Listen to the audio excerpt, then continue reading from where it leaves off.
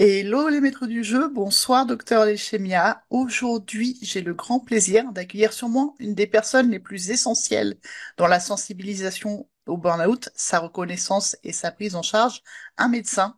Un médecin qui forme les accompagnants du burn-out, médecin, psychologue, coach. J'ai nommé le docteur Leschemia. Docteur Bonsoir Leschemia, Sandra. bonsoir. Docteur Leschema, bienvenue. Merci beaucoup d'avoir accepté cette interview. Alors tout d'abord, qu'est-ce qui vous a conduit à vous investir dans la formation et l'information sur le burn-out? Comme d'habitude, c'est des événements de la vie. Il y a 35 ans que je suis installé et à l'époque, j'ai repris la patientèle d'un médecin qui lui-même était très, très investi sur le burn-out. Hmm. Il était tellement investi qu'il a fait un burn-out au bout de 10 ans d'activité. Il faut dire qu'il s'était donné la peine, hein. Il travaillait de 7 heures du matin à 3 heures du matin. Ouch. Et oui, c'était pas mal. Et donc, j'ai hérité de patients en burn-out. J'ai moi-même écrit après un livre au début des années 90, Hmm. alors sur la dépression, ce qui a fait que ça a encore plus orienté la patientèle. Mais le déclic, c'était 2016, quand la Haute Autorité de Santé, d'abord l'Académie nationale de médecine en 2016 et après la Haute Autorité de Santé en 2017, Oui, ont rédigé enfin, cocorico, hein, oui, des directives pour que nous, les médecins, on sache un peu faire ce qu'on devait faire. Parce qu'il faut bien dire qu'à l'époque, on était un peu dans le tout antidépresseur. oui. Et si on ne donnait pas d'antidépresseur à un patient en burn-out, on a l'impression qu'on l'avait maltraité. Voilà. Donc, moi qui avais déjà une vision très holistique des traitements, j'ai été ravi de voir cette évolution et j'ai pris mon bâton de pèlerin et je suis allé faire des conférences pour former les médecins, les psychologues, comme vous disiez, les coachs, les DRH. Oui. Et c'est très intéressant parce que même encore aujourd'hui, il faut quand même se rappeler que le burn-out est un grand garçon, hein, il a 50 ans. Hmm. Même encore aujourd'hui, on voit qu'il y a une ignorance vraiment très très importante sur ce burn-out. Il y a des grosses zones de flou et on va commencer par ça justement, mais oui, tout à fait.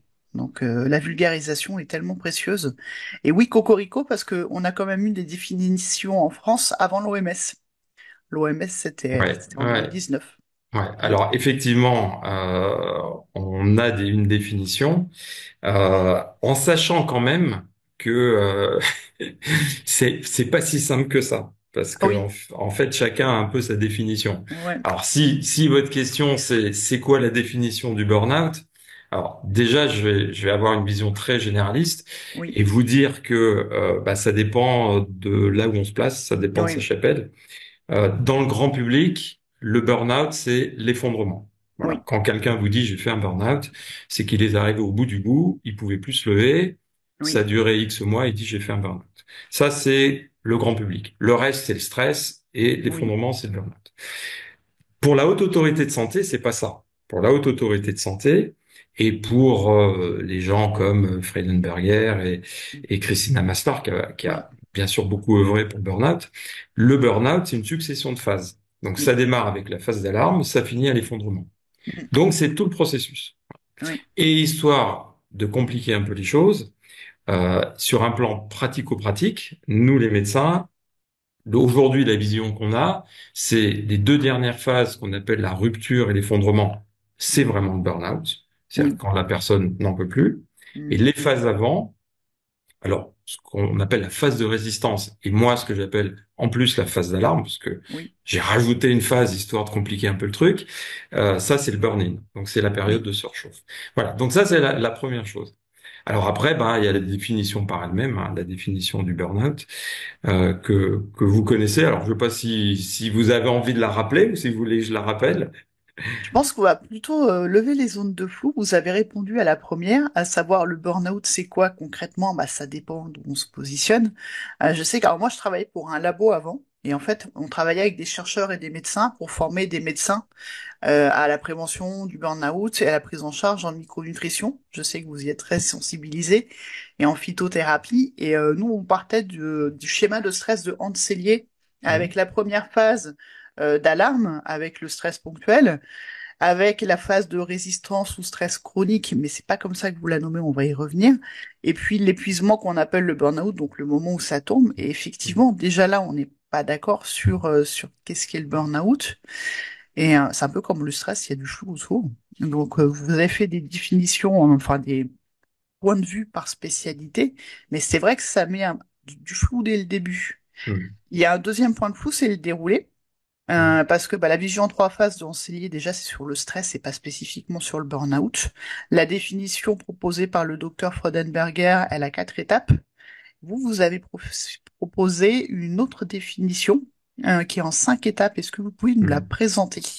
Alors ouais, tout à fait, et je tiens à cette définition, à cette nosographie, comme on dit, en 5 étapes. En fait, la première confusion, c'est sur le stress.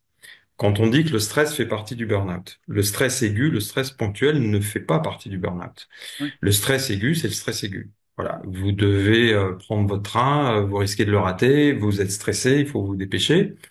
Votre organisme va s'adapter grâce au système neurovégétatif. Mm. Du coup, votre cœur va s'accélérer, etc., etc. Vous allez courir assez vite, vous allez attraper votre train. Une fois que vous êtes dans votre train, tout se remet en ordre. Oui. L'adrénaline baisse, la noradrénaline baisse, tout est bien. Il n'y a pas de séquelles, il n'y a pas de Non, conséquences. c'est un stress Voilà. normal. C'est un stress normal. Là où les choses se compliquent, c'est quand on est en surstress. Alors, Mm. vous allez me dire, oui, mais moi, on parle de stress chronique. Alors oui, c'est le terme qu'on emploie souvent. Moi, je n'aime pas ce terme de stress chronique pour une bonne raison. C'est que stress chronique, c'est stress qui dure. Oui. Voilà. Mais il n'y a pas que ça. Pour Mm. moi, je préfère le terme surstress parce que le surstress, c'est trop de stress, trop Mm. souvent, trop longtemps, trop intense et pour plusieurs raisons, pour des raisons multiples. Et c'est plus intéressant parce que déjà, ça permet d'introduire une notion certainement dont on parlera après, qui est le fait que, ben, par exemple, la vie privée va intervenir dans notre Mm. surstress. D'accord? Donc, vous êtes en surstress dès que vous êtes sujet à ce que je viens de dire, trop de stress, trop souvent, trop longtemps, multiples raisons. Et là, qu'est-ce qui se passe dans votre organisme? Ben, vous mettez le pied dans la première phase du burn-out, selon la Haute Autorité de Santé, Oui. première phase du burn-out qui est la phase d'alarme. Oui. Ce stress, ce surstress, au début, on l'appelle surstress maîtrisé. Pourquoi?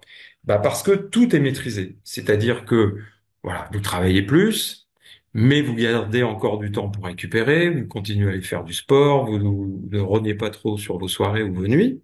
Mm. Donc, vous avez encore une certaine maîtrise. Vous avez la maîtrise entre la dépense et la récupération. Comme si on avait Mais, les ressources adaptées aux exactement. attentes. Mais ce qui est aussi maîtrisé, et ça c'est vraiment très important, Mhm. c'est que votre corps continue à maîtriser ce qu'il a mis en action, c'est-à-dire le cortisol. Oui. Quand vous avez un stress aigu dont on parlait tout à l'heure, je vais prendre mon train, je fabrique de l'adrénaline. Si par contre, voilà, j'ai une période de surchauffe de 3 mois, l'adrénaline, elle est toujours fabriquée, mais elle ne suffit pas. Donc le Oui. cortisol entre en action. Pour Mm. la même finalité, hein, le Oui. cortisol, il sert à adapter les organes, comme l'adrénaline. Mais adrénaline, c'est le sprint et cortisol, c'est le marathon. Mais dans le surstress maîtrisé, vos taux de cortisol, il est maîtrisé aussi. C'est-à-dire vous fabriquez du cortisol, mais le week-end, votre taux de cortisol diminue. Mm. Pourquoi? Parce que les glandes endocrines, donc en l'occurrence la glande surrénale, elle est contrôlée par l'hypothalamus, l'hypophyse. Et quand Mhm. l'hypothalamus et l'hypophyse voient que, bah, ça y est, on peut se relâcher, ils se relâchent et ils disent au surrénal, allez hop, les filles, on se calme. Ça, tout va bien. Ça dure 3 mois. Oui. Phase numéro un. Après, si vous avez décidé ou si on vous a obligé à continuer à beaucoup travailler, bah, vous allez passer à la phase numéro 2. Vous allez passer à la phase de résistance. C'est la Mm. phase du surstress dépassé. Et le surstress dépassé, c'est quoi? Bah, c'est que je travaille encore plus longtemps, mais je commence à rogner sur mon temps de récupération. Je rogne mes soirées, je rogne mes week-ends, je rogne mes vacances. Donc là, je déséquilibre. Voilà. Je Mm. déséquilibre les apports, hein, les contraintes et les ressources, comme on dit. Donc, qu'est-ce qu'il va falloir que je fasse? Eh bien, il va falloir que j'augmente encore plus mon cortisol pour pouvoir fournir. Oui. Et là, pourquoi on parle de dépasser? Ben, parce qu'à ce moment-là, quand vous fabriquez trop de cortisol, votre cerveau va perdre la capacité à réguler ce cortisol. Mm. Mm. Voilà. Donc l'hypothalamus, et l'hypophyse se disent, bon, nous, on s'en occupe plus, vous vous débrouillez, et les surrénales vont fabriquer. Voilà. On va dire qu'il y a un emballement du cortisol. Mm. Un avantage, c'est que cet emballement du cortisol va faire disparaître les symptômes qu'on pouvait avoir en la phase d'alarme. Donc la phase d'alarme, il y a plein de symptômes, hein. Je vais pas vous les citer, hein. Il y en a 132. Après, on pourra en parler si vous voulez. Mhm. Mais ces symptômes disparaissent. Alors, on pourrait se dire, tiens, ils augmentent puisque la personne travaille plus. Ben non, curieusement, ils disparaissent. Est-ce qu'ils C'est disparaissent réellement ou est-ce qu'on les alors, voit les deux, en plus? fait. Alors, les deux, en Mm. fait, ils disparaissent probablement pas, mais ils sont moins sentis, Oui, certainement, parce qu'il y a l'endorphine, les endorphines qui oui. interviennent là-dedans. Et puis, parce que il y a un mécanisme certainement psychologique qui fait que il y a un déni. C'est aussi pour ça, donc, on appelle déni habituation. Oui, j'aime beaucoup ce terme de déni Ah, mais moi, habituation. j'adore parce que ça dit bien ce que ça veut dire. Oui. Et surtout, les patients, ils sont vraiment là-dedans, dans le déni et l'habituation. Donc là, le cortisol est au maximum. Vous n'avez plus les symptômes, Mhm. et ben vous continuez à bosser, Oui, sauf que plus le cortisol va monter, plus il va être pro-inflammatoire. C'est-à-dire oui, qu'en fait, quand vous avez peu de cortisol, c'est anti-inflammatoire, quand c'est trop, c'est pro-inflammatoire. Et là, il commence à faire des dégâts. Donc, il va consumer l'énergie, il va commencer à attaquer l'immunité. Alors, sur le long cours, ça sera tout ce qui est cardiovasculaire, etc. Mais surtout, je vais, l'expression va être un peu triviale, mais il va commencer à nous cuire le cerveau. Voilà. c'est Et joliment dit. mais c'est ça, mais en fait, c'est vraiment ça. Et il va commencer, et c'est pour ça que c'est vraiment la phase de burn-in, Mhm. c'est-à-dire qu'il va attaquer trois structures très importantes qui sont le cortex Oui. préfrontal, c'est l'intelligence, l'amygdale, c'est la survie, le cerveau de la survie, et l'hippocampe, qui est le cerveau de la vie relationnelle et de la mémoire. Donc, Mhm. si vous voulez, là, on rigole plus. Là, Oui. on est dans du sérieux. Voilà. Donc, à ce moment-là, qu'est-ce qu'on fait? Bah, soit on s'arrête et on a une chance d'inverser la vapeur, soit on continue et on arrive à ce que moi j'appelle la phase de basculement. Oui. C'est là où en gros on est au sommet de la montagne et on va commencer à descendre vers le précipice. Oui. Phase de basculement, le cortisol commence à diminuer, l'adrénaline, la noradrénaline a franchement diminué, sauf que la volonté elle est toujours là. Et vous dites, il faut que je continue, il faut que je continue, il faut que je continue. Donc là, vous êtes en mode robot, hein, Oui. comme on dit toujours, hein, c'est le hamster dans sa roue, et vous dites, il faut, il Oui. faut, il faut, il faut. Vous continuez. Et là, ça se complique. Pourquoi? Parce que là, vous avez tous les symptômes qui reviennent au grand galop. Mm. L'insomnie revient avec en plus la peur de pas dormir. Donc Oui. ça, c'est un signe qui est terrible. Vous allez vraiment commencer à vous isoler parce que vous allez vouloir vous concentrer sur ce que vous faites en étant bien conscient que ça devient très difficile. Donc là, vraiment, l'isolement est au maximum. C'est aussi là qu'il commence à y avoir un côté un petit peu parano, un peu persécuté. Voilà. Mm. Et surtout, il va commencer à y avoir les bugs cognitifs et un tel degré de fatigue qui a, pour moi, le signe le plus important qui apparaît à ce moment-là, c'est la perte d'efficacité. Et Oui. quand quelqu'un vous dit, je comprends pas, je bosse comme un dingue et je suis de moins en moins efficace, vous pouvez être sûr qu'il est arrivé avec cette phase de basculement. Et c'est pour ça que c'est très important de l'identifier, parce que ces gens-là, vous pouvez pas leur dire vous êtes en rupture. Ah oui, vous pourriez leur dire vous êtes sur le point de rupture. OK. Oui. Ou le point de basculement. Mais pourquoi il faut pas leur dire qu'ils sont en phase de rupture? Parce que si vous avez affaire à quelqu'un de curieux qui va sur Internet et Oui. qui va regarder ce qu'est la phase de rupture et Oui. qui voit que la personne, c'est quasiment un mort-vivant, il va se dire, Mm. mais je suis pas du tout ça. Je suis encore Donc, actif, j'arrive à me lever, donc voilà. j'ai pas fait un burn-out. Donc, Oui. exactement. Que va dire le patient? J'ai pas fait un burn-out, le médecin n'y connaît rien, je suis allé le voir pour rien, j'ai perdu mon temps, au revoir. Et vous Mm. allez le revoir quelques semaines ou quelques mois après. Alors là, pour le coup, il sera vraiment dans la phase de rupture. Voilà. Voilà. Il sera C'est pour allé. ça que cette phase d'effondrement, cette phase de basculement, moi j'y tiens énormément. Oui. Je l'ai pas inventé, hein, je l'ai simplement individualisé Oui. de la phase de rupture. Voilà. Bah, c'est comme les montagnes russes, en fait. Il y a Mais c'est le moment où on exactement monte doucement ça. et le moment où on tombe. Mais c'est Et en fait, c'est exactement là ça. qu'on a un cap Voilà. d'action, en fait. Voilà. Et après, quand les gens, donc là on arrive au sixième mois à peu près, et quand les gens basculent, bah, ça correspond à l'effondrement, à l'écroulement plutôt du cortisol et de l'adrénaline. Donc là, il y a plus la chimie pour avancer. Ouais. Et là, on est justement du côté mort-vivant, on est du côté zombie. Et c'est là que les gens vous disent, je suis là sans être là. Voilà, Ouais. ça c'est une phrase qui est souvent dite, mais je comprends pas, je suis là sans être là. Alors là, les symptômes, ils sont au grand galop. Il y a plus de motivation. Alors là, autant la fois d'avant, ils étaient motivés, ils étaient dans l'engrenage, hein. Et l'engrenage, c'est quand ils sont pris, Ils Mm. n'arrivent plus à voir ce qui est important et ce qui l'est pas. Donc, ils veulent répondre à tous leurs mails et n'importe lesquels sans prioriser, C'est ça. alors que la phase de rupture, ils sont plus capables. Ouais. Voilà. Et si on fait rien, ben on va à l'effondrement. Et l'effondrement, ça peut être l'effondrement psychologique. Donc ça va être, au pire, hein, c'est la tentative de suicide, mais ça Mm. peut être la crise d'angoisse, la crise de panique, la bouffée délirante. Hein. Moi, j'ai un patient quand voilà, ça s'est manifesté parce qu'il a fait une bouffée délirante. On l'a retrouvé en caleçon dans les rues de Lyon. Un type super, un gars super intelligent, super cortiqué, gros bosseur. Mais lui, les signes d'alarme, il les a pas vus et son épouse non plus. Et il a fallu que ça aille vraiment très très loin. J'ai vu des gens Voilà. péter les plombs en entreprise. En tout cas, j'ai accompagné les personnes qui ont pété les plombs en entreprise. Mais à ce stade-là, je l'avais jamais entendu, en fait, qu'on pouvait Ah aller mais dans ces c'est extrêmes. eh ben, la bouffée délirante, ça fait partie des complications. Alors D'accord. je cite souvent un autre exemple qui s'est très bien fini. Lui, il a pas fait une bouffée délirante, mais pour illustrer les troubles cognitifs, c'est un patient chef d'entreprise qui savait plus passer les vitesses dans sa voiture. Oui, Voilà. ça. Alors ça, je le cite à chaque fois. Hein. Donc ça, Mm. vous l'entendrez sur Internet souvent Mm. parce que c'est incroyable.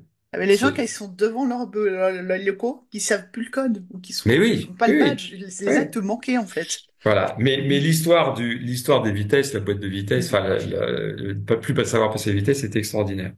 Et puis, il va aussi y avoir, et ça, il faut pas l'oublier, tous les effondrements physiques. Oui. L'infarctus, l'AIT, Mm. l'AVC, le diabète, parce que vous avez un pancréas qui se détruit en quelques semaines, donc un diabète insulinoprive. Et puis après, bah, il y a d'autres choses. Hein. Vous voyez les lymphomes, par exemple. Le lymphome, c'est à la fois la maladie de l'environnement, mais la maladie du stress. Et quand on parle des troubles immunitaires, des maladies auto-immunes, etc., etc. Et quand on dit, bah oui, le surstress, ça peut mener à ça, ça paraît toujours peu crédible, mais bien sûr que si. Ça fait partie des choses qu'on voit. Voilà. Donc, pour faire simple et en assez court, les 5 phases, c'est ça.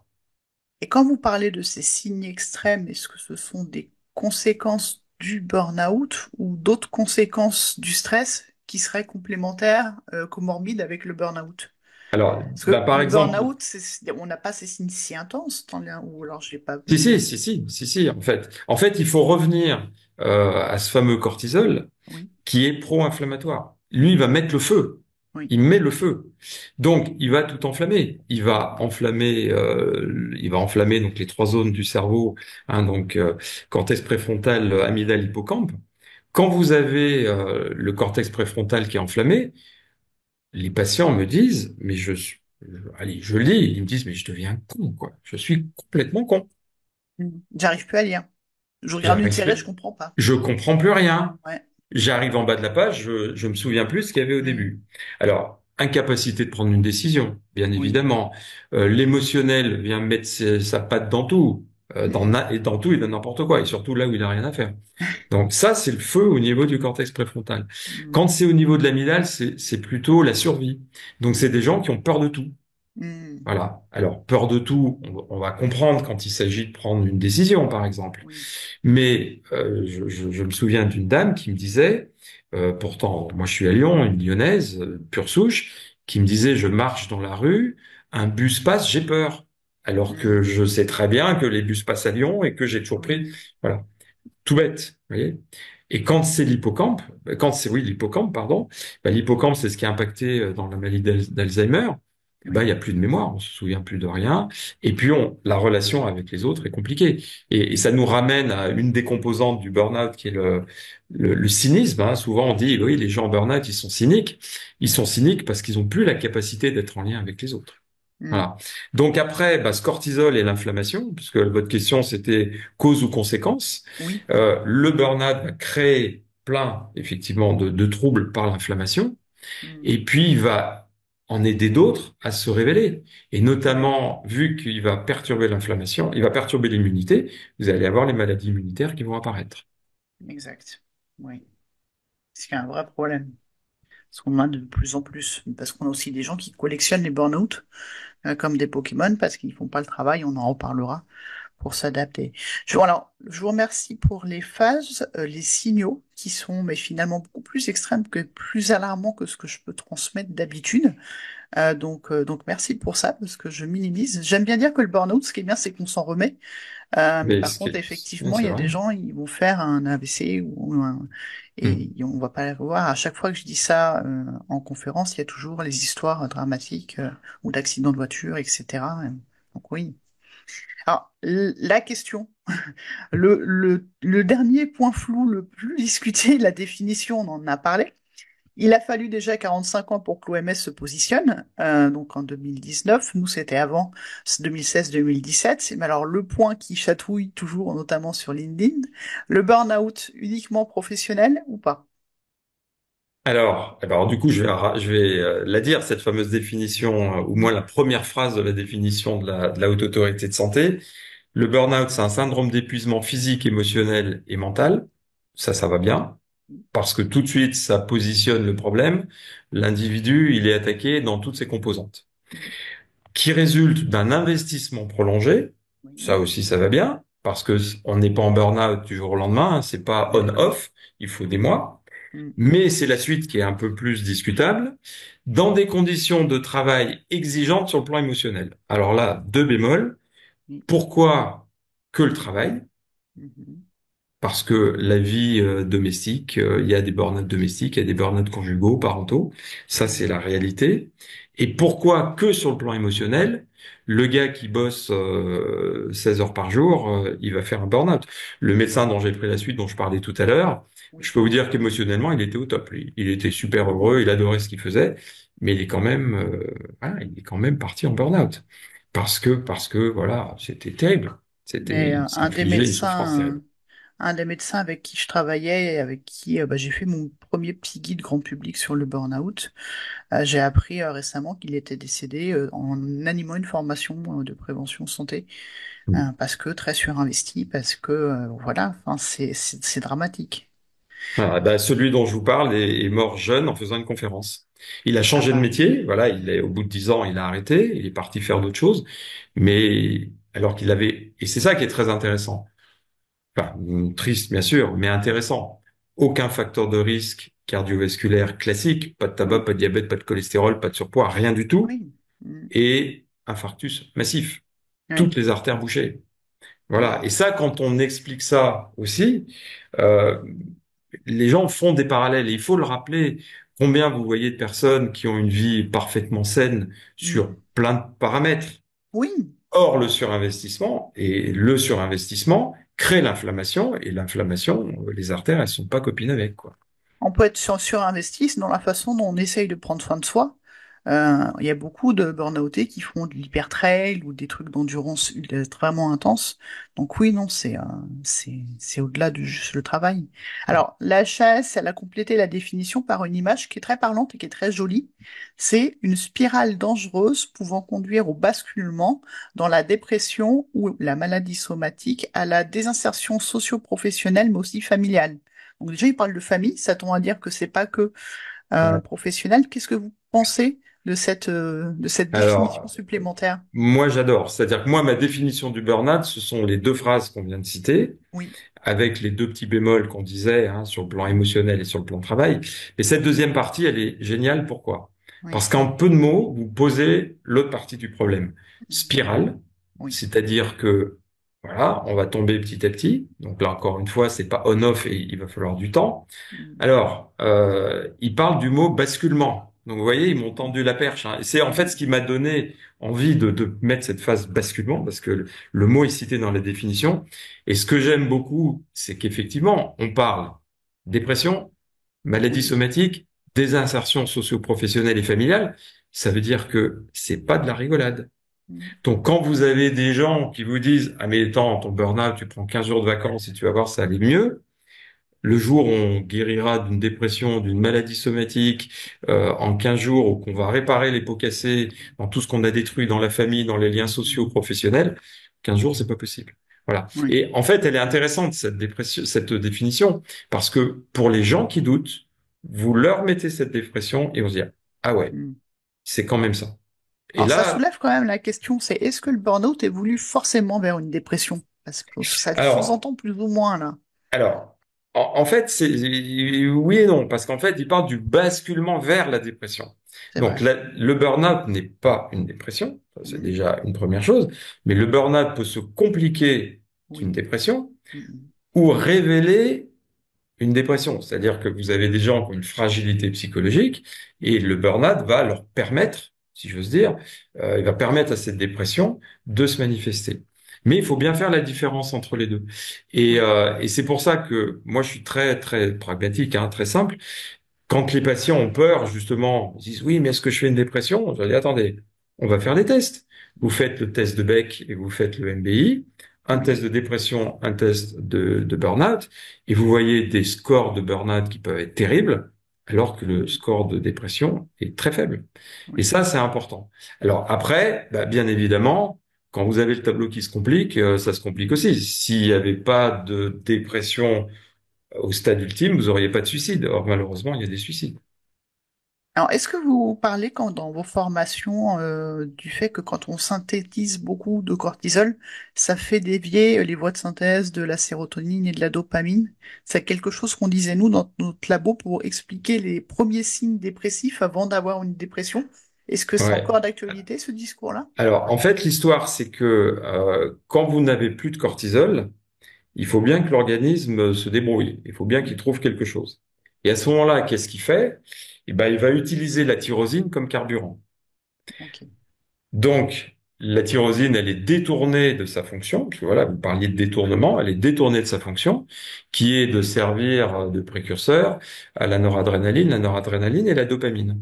Mhm. Donc, si vous utilisez le bois pour vous chauffer, bah voilà, si vous détruisez la table pour aller vous chauffer, il y a plus, vous pouvez plus manger. Mhm. Et là, en fait, c'est ce qui se passe. Et le stade ultime, voilà, on parlait de l'épuisement du cortisol, mais le stade ultime, justement, dans l'effondrement, c'est la disparition de la dopamine. C'est la dopamine. S'il n'y a pas de dopamine, vous pouvez plus vous lever. Donc, Oui, s'il y a plus de tyrosine, il y a plus d'adrénaline, il n'y a plus de noradrénaline et obligatoirement, il n'y a plus de dopamine. Voilà. Donc, il y a bien un détournement. Oui, ok. effectivement. Ok. Ah, ça, c'est parlant. Pour le coup, on comprend bien comment ça peut s'enchaîner aussi. Alors, il y a quand même un point qui fait consensus. Au milieu de la grosse centaine de signes qu'on a répertoriés, donc vous l'avez dit tout à l'heure, il y en a 132, toutes les entités ont l'air d'accord sur les trois composantes du burn-out. Est-ce que vous pouvez nous rappeler ces trois composantes? Oui, mais je vais vous dire aussi que tout le monde n'est pas d'accord. Alors, Décidément. ouais, vous allez voir, tout est compliqué dans le burn-out. Alors, les trois composantes, c'est Christina Maslar qui les a, voilà, formalisées. Euh, Juste un petit rappel quand même avant, hein, c'est que 74, Freudenberger conceptualise le burn-out, Oui, sauf qu'à ce moment-là, les confrères psychiatres l'ont pas accueilli à bras ouverts en disant ah, c'est génial ton truc. Ils ont dit qu'est-ce que c'est ce machin? Concept fourre-tout, mm, pop psychologie, voilà, cacophonie psychosociale. Voilà, c'est ce qu'on oui, disait. Voilà. Alors, il y avait quand même quelques raisons. Hein. C'est que à l'époque, bah, lui, il a ouvert une brèche dans laquelle se sont engouffrés plein de médecins, hein, psychiatres ou pas, mm. et on est arrivé à décrire 50 types de burn-out. Donc, on Ouch. pouvait comprendre que les classiques, derrière, ils disaient qu'est-ce que c'est que ce BINS, quoi. Oui, Logique.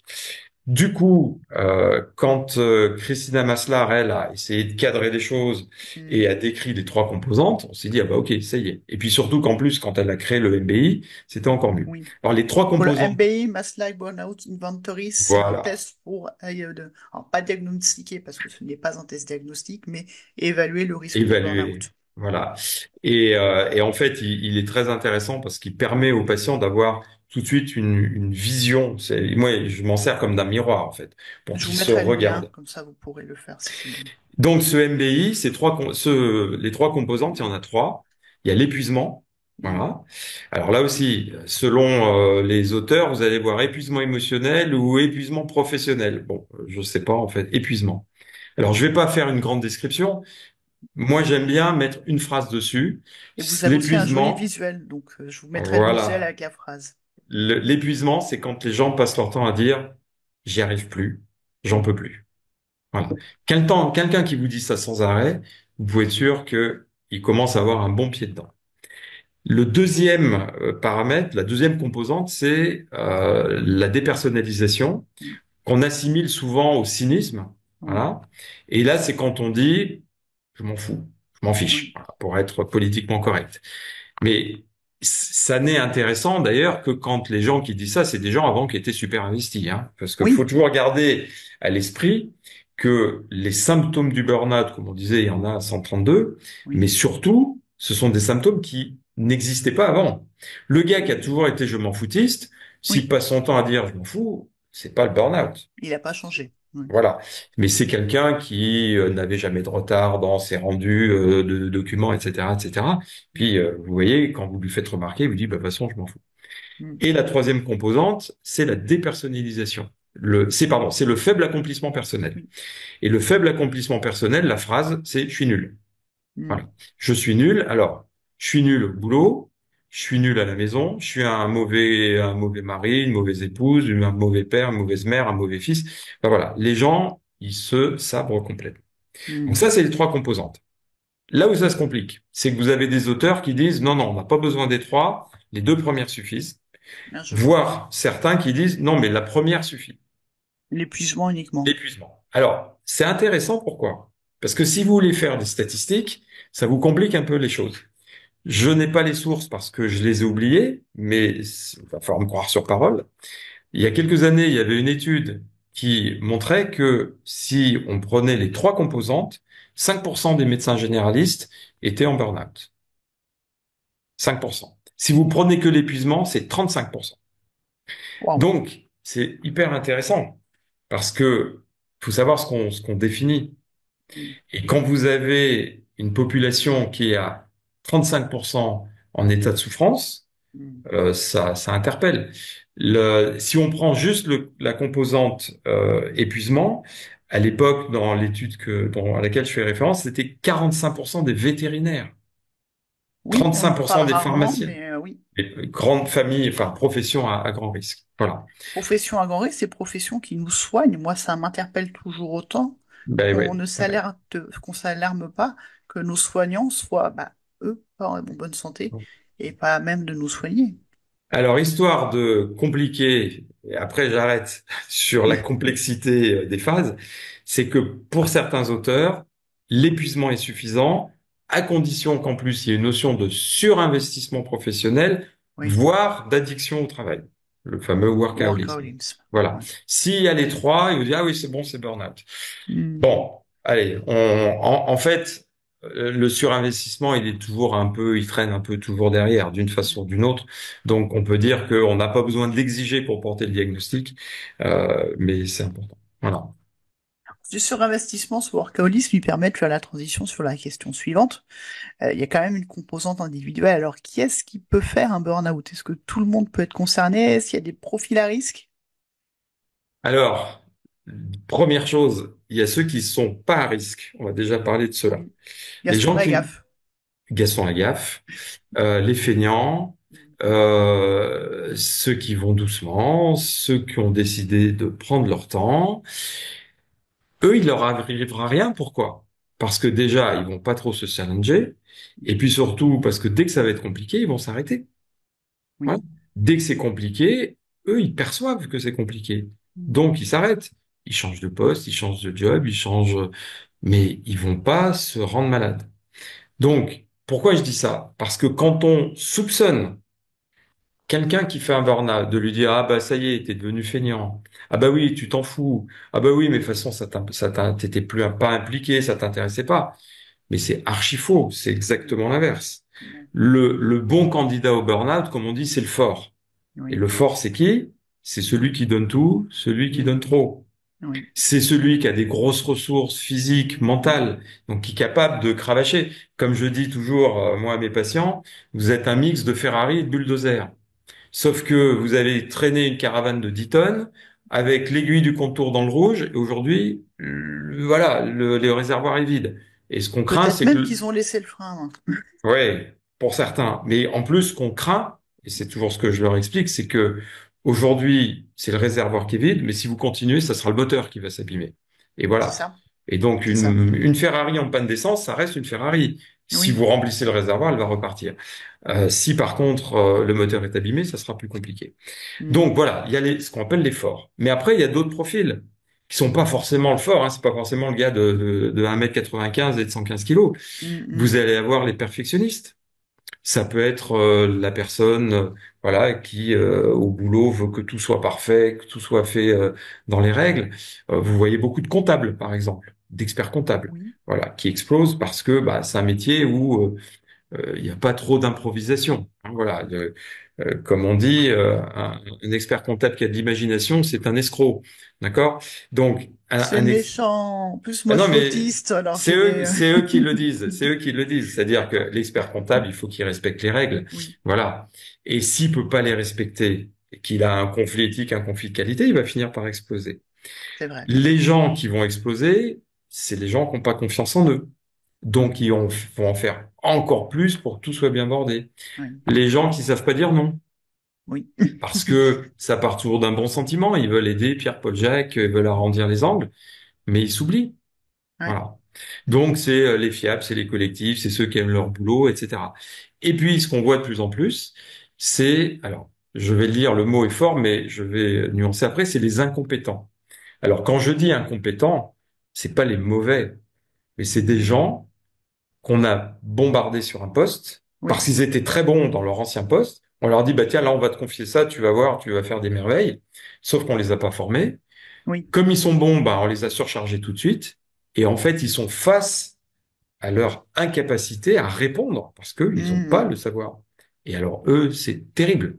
Terrible. Parce qu'eux, ils passent du statut de vedette où on leur disait, t'es super bon, mm. là, tu vas exceller, au stade de nul. Et Bah, mon c'est là dernier qu'on, burn-out, c'était précisément ça. Où en voilà. fait, j'ai dû remplacer mes deux managers. Du coup, j'avais plus du tout de composante pédagogique et créative. J'étais plus en organisation, qui n'était pas du tout mon point fort. Et c'est un concept managérial, on appelle ça le syndrome de Peter. C'est-à-dire qu'on monte d'échelon en échelon jusqu'à l'échelon où on ne sait pas gérer. Du coup, on va être gelé à cet échelon-là, mais gelé pas dans nos zones de génie, là où on ne sait plus faire. En Et fait, c'est votre compétence qui vous met la limite. mm, Sauf que derrière, comme vous n'allez pas faire le job, vous aurez toujours un crétin qui va vous dire, ah bah, je suis déçu. Ah, bah oui, vraiment, je pensais que tu allais y arriver. Je suis mm, déçu. Ah oui, bah, dis donc, on s'attendait pas à ça, hein. Et mm, ça, c'est redoutable. Voilà. Donc, le profil, bah, c'est ça. Donc, c'est ces gens, c'est les forces vives, hein, c'est les bons, mm, hein. ouais, C'est pas les mauvais. Mais là aussi, il y a du boulot parce que quand vous discutez avec des dirigeants, qui ont une vision un peu lointaine du burn-out et que vous leur dites, mais regardez, qui sont les gens dans votre boîte qui sont partis? mm. Au départ, quand vous leur posez la question, ils disent, ah, bah, c'est les mauvais. Puis quand vous leur dites, mais qui sont les gens qui ont craqué? Ils disent, bah oui, c'est les meilleurs. Et ben voilà, la réponse, Des fois vous l'avez. aussi, c'est flatteur pour ceux qui font le burn-out, c'est combien de personnes vous avez embauché pour remplacer la personne qui est partie? Bien On sûr. a souvent du deux ou trois. Ouais, bah, bien sûr, bien sûr. Alors, on parle Voilà. beaucoup, alors c'est peut-être trop à la mode, mais du burn-out des profils atypiques, en tout cas dans ma communauté où j'ai beaucoup de neurodivergents. Est-ce qu'il y a plus de burn-out chez les personnes HPI, donc haut potentiel intellectuel, TSA, troubles du spectre de l'autisme, les troubles 10, le TDAH? Et comment on fait pour distinguer en fait un burn-in d'un TDAH, qui est déjà une forme de suractivation, ou une suradaptation autistique, ou une hyperthymie, ou alors une hypomanie bipolaire? Parce que moi j'ai le TSA et la bipolarité. Comment on fait pour distinguer en tant que médecin dans tout ça? Sandra, j'adore vos questions parce qu'il faut vraiment que j'ai de la mémoire pour m'en souvenir. Première Alors, question, alors, est-ce que première c'est question. surreprésenté chez les profils Bon, neuroatypiques? alors, je vais faire très attention à ce que je vais répondre parce que je me suis fait reprendre il y a pas longtemps. Euh, En fait, je n'ai pas d'études fiables qui puissent dire les neuroatypiques font plus de burn-out que les autres. Voilà, parce que C'est ce qu'on dit aussi, ouais. moi je dis oui, ils en font. Oui. Moi je dis ils en font.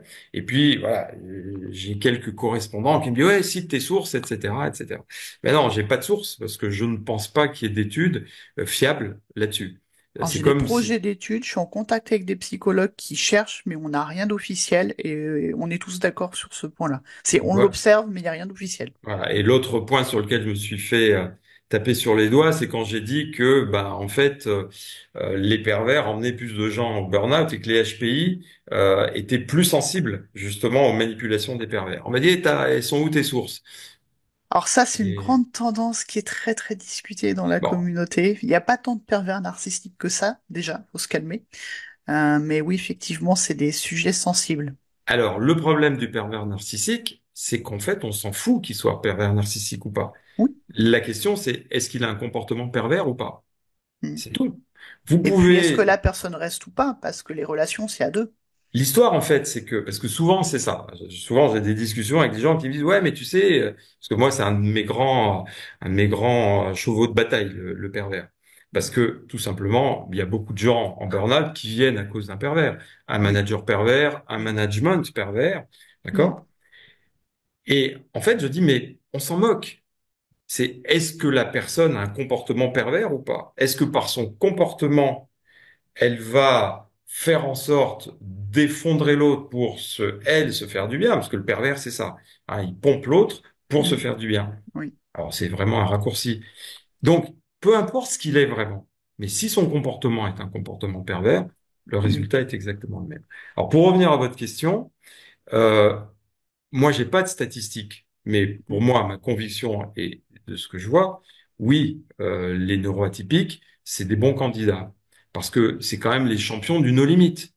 Le Oui. HPI, THPI, tant qu'il s'est pas pris de mur, il continue. Oui. D'accord? Ce que je vois qui est très intéressant, c'est que le burn-out, c'est souvent l'occasion de découvrir Oui. que le patient est HPI, THPI, et de découvrir que le côté HPI, THPI a masqué un TDAH ou un TSA. Et Oui. ça, c'est extraordinaire parce que vous avez des gens qui arrivent en disant, bon, déjà, le diagnostic de burn-out, bon, je suis pas trop d'accord avec. Mm. Derrière, ça finit avec un diagnostic de TDAH ou de TSA. Si vous voulez, ils sont contents du voyage. Et en même temps, ils mettent du sens parce qu'ils comprennent. C'est révélateur. Ils Il y a, comprennent. il y a quelque chose qu'on avait évoqué, vous ne l'avez pas cité, mais c'est le coût énergétique de suradaptation de ces profils-là. Mais en fait, c'est ça qui les Ouais, épuise. c'est ça. On En commence à fait, parler de burn-out autistique mais bien sûr, depuis bien sûr. 2020, et il y avait Cécile Boss, qui est là se décédée, qui parlait de cop-out. Alors, ça n'a pas été gardé comme définition, mais c'est le coût énergétique de Hmm. coping, de suradaptation. En fait, c'est exactement ça. Quand vous faites l'interrogatoire des gens HPI derrière, vous allez découvrir un TDAH ou un TSA, eh Mm. bien, ils n'ont pas eu forcément d'événements particuliers. Sauf que vous voyez qu'ils arrivent au bout du Mm. processus de suradaptation et qu'ils en peuvent plus et qu'ils finissent par exploser. Donc, en fait, là, il n'y a même pas eu forcément besoin C'est d'un pas pervers. forcément un surstress, mais il y a une suradaptation sur, peut-être. Ben voilà, en fait, c'est un surstress par suradaptation parce que le Oui, mécanisme, c'est le même. oui. D'accord?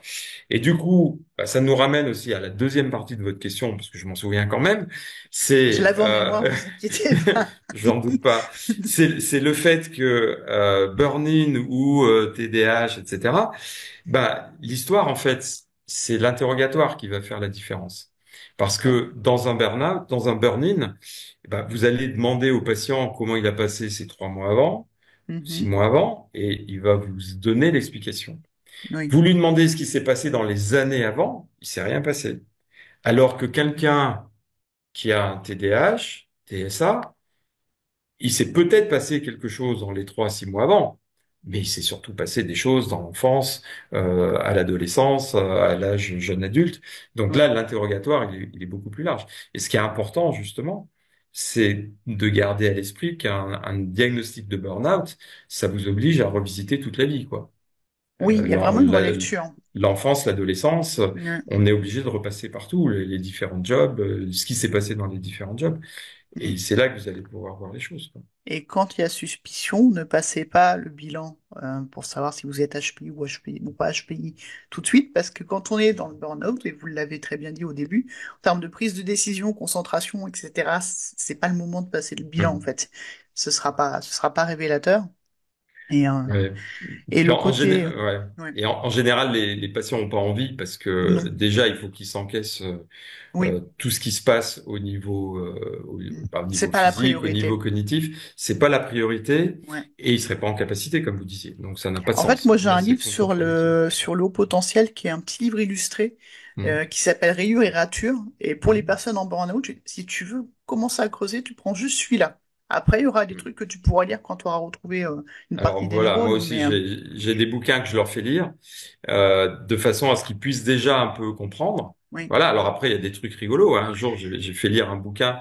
Moi j'aime bien le bouquin Trop intelligent pour être heureux oui, et donc je le fais lire aux patients. Et puis j'ai un patient qui était directeur export d'une grosse boîte, mm, burn-out, 60 ans, qui mm. revient donc à la deuxième consultation. Il reste debout, il me regarde, il me dit je vous déteste. Très bien. Il avait un petit rictus, donc je me suis dit, ça va. Et en fait, je lui dis, mais pourquoi? Il me dit, bah, c'est votre bouquin. Ah Je dis, oui, et alors? Il me dit, bah, j'ai pris conscience du gâchis et du temps perdu. oui. Voilà. Ah, c'est ça Donc, qui est difficile. voilà. Donc, il a fait les tests après, lui, Oui. mais la lecture lui avait déjà permis de comprendre comment il en était arrivé là, quoi. Le côté Voilà. permanence, c'est très parlant parce que le HPI, on a tendance à voir ça comme une mode, on va pas forcément le chercher par défaut. Mais je sais que quand j'ai fait, alors moi j'ai fait 3 burn-out, et à un moment on m'a dit non mais tu devrais regarder du côté de l'autisme. Mais j'ai fait le Mm. bilan de l'autisme et elle m'a fait le questionnaire TDAH en mode il y a un truc. Et en Mm. fait ça a fait rire tout le monde. Donc quand j'ai dit ah je suis aussi TDAH et tout le monde s'est dit mais bah enfin il y a que toi qui le savais pas peut-être. Mm. Donc l'autisme était un révélateur. Mm. Il y a eu un travail de relecture, mais le TDAH était une évidence. Et quand on a TDAH, HPI, oui, on peut facilement surinvestir. D'ailleurs, justement, est-ce qu'on peut dire que ces profils-là qui sont très surinvestis, qui ont un potentiel, entre guillemets, plus élevé d'activité intense, est-ce qu'ils sont plus à même de faire ce qu'on pourrait appeler des mini burn-out? C'est-à-dire, c'est les personnes, c'est dès qu'ils ralentissent, le grand classique, c'est en le week-end ou le début des vacances, Mm. ils vont avoir des baisses de jus, en fait, mais qui durent pas longtemps. Juste le temps du week-end, juste le temps des vacances. Est-ce que c'est juste du burn-in qui serait fluctuant, ou est-ce que c'est déjà un mini basculement ou une sorte de décompensation? Genre, est-ce que les profils surinvestis se maintiennent en faisant des mini Ouais. burn-out tous les week-ends? Je Alors sais en pas. fait, c'est pas non, c'est pas un burn-out. Moi, c'est ce que j'appelle la malédiction du week-end. Alors D'accord. mes patients le connaissent bien parce qu'en fait, j'illustre ça parce que moi, je leur fais une mini conférence pendant la consultation et j'illustre Hmm. ça par une slide avec une lionne qui est avachie sur un tronc d'arbre et je leur dis, bah vous voyez, toute la semaine, vous avez été la lionne qui a couru à droite, à gauche pour aller chercher de la nourriture pour ses petits et le week-end, bah vous êtes la lionne qui s'effondre. Hmm. Et donc, bon, c'est très drôle parce que les gens se reconnaissent. Là, je peux vous dire que cette photo, elle marque les esprits. Et Hmm. en fait, voilà, ce qui se passe le week-end, c'est que vous êtes surinvesti. Donc, vos fonctions supérieures, elles savent très bien pourquoi vous êtes Hmm. surinvesti. Vous êtes surinvesti parce que il y a du travail, il y a des deadlines à respecter, il y a la vie de famille, etc. Mais vos fonctions supérieures, elles savent très bien que le week-end, les obligations sont pas les mêmes. Ouais. Donc, votre système orthosympathique accélérateur qui vous Hmm. a, donc le système neurovégétatif accélérateur qui vous a mis au taquet pendant toute la semaine, le vendredi soir, il se dit, bah, écoute, on va couper le jus. Oui. Donc, il donne la main au Hmm. parasympathique, un nerf vague, Oui. qui vous ralentit. Donc, dans la nuit du vendredi au samedi, bah, le parasympathique prend la main, de toute façon, puisque dans la nuit, c'est ça. Et puis le samedi matin, pourquoi voulez-vous que l'orthosympathique démarre? Il n'y a pas de raison, Hmm. il n'y a pas d'obligation. Donc, le para continue à garder la main. Sauf que vous aviez prévu d'aller faire un peu de sport, d'aller faire du shopping, et vous avez juste envie de rester sous la couette. Oui.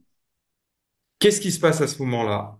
Comme ce sont des gens surinvestis, ils vont dire, mais je déteste d'être dans cet état. Ça, Hmm. c'est pas moi. Moi, il faut que ça pulse. Là, j'ai 48 heures pour aller faire des trucs que j'aime. Il faut que j'y aille. Donc, qu'est-ce que je leur explique? Et je l'explique à tous les gens qui nous Hmm. écoutent. C'est quand vous avez ça le week-end, ça signifie deux choses. La première chose, ça veut dire que vous avez un système nerveux qui va très vite et que vous l'avez beaucoup sollicité dans la semaine. Hmm. Et il a été sympa, il a répondu présent. Et la deuxième chose que ça veut dire, c'est que vous avez un système neurovégétatif qui fonctionne très bien, parce que quand il a pu se relâcher, il s'est mis en mode récupération. Oui, Donc, il vous a ralenti malgré vous-même. oui. Il a coupé le courant. Donc, comme je dis, alors, c'est une boutade, hein, je dis, il est plus intelligent que vous, parce que vous, vous avez envie de continuer à cravacher alors que vous êtes déjà complètement rétamé, Oui, mais lui, il sait. mais Et c'est à ce ça. point, voilà. Ah, moi, je Alors, prends l'image du professeur Roland Jouvin avec le cerveau qui serait le cavalier et le corps qui serait le cheval. Et il hmm, fait en mode, mais le cavalier il donne le sens, mais si le cheval il peut plus avancer, tout le monde finit à terre. Et c'est exactement. ça en fait. Et ce qui est très important à comprendre, c'est que plus vous êtes investi, plus vous êtes puissant, plus vous êtes monté haut dans la semaine, plus vous Hmm, allez tomber très bas. voilà. Et c'est ce qu'on voit notamment en début de vacances. Oui. Vous avez des gens qui vous appellent, mais en catastrophe. Alors moi, j'ai un patient, plus un ami qu'un patient, qui est un chirurgien, qui m'appelle. En général, il prend ses vacances au mois de juillet. Il m'appelle le 3-4 juillet en disant, il faut que tu me trouves une place parce que je vais me suicider. C'est un mec exceptionnel Hmm. qui est à fond tout le temps, qui est passionné.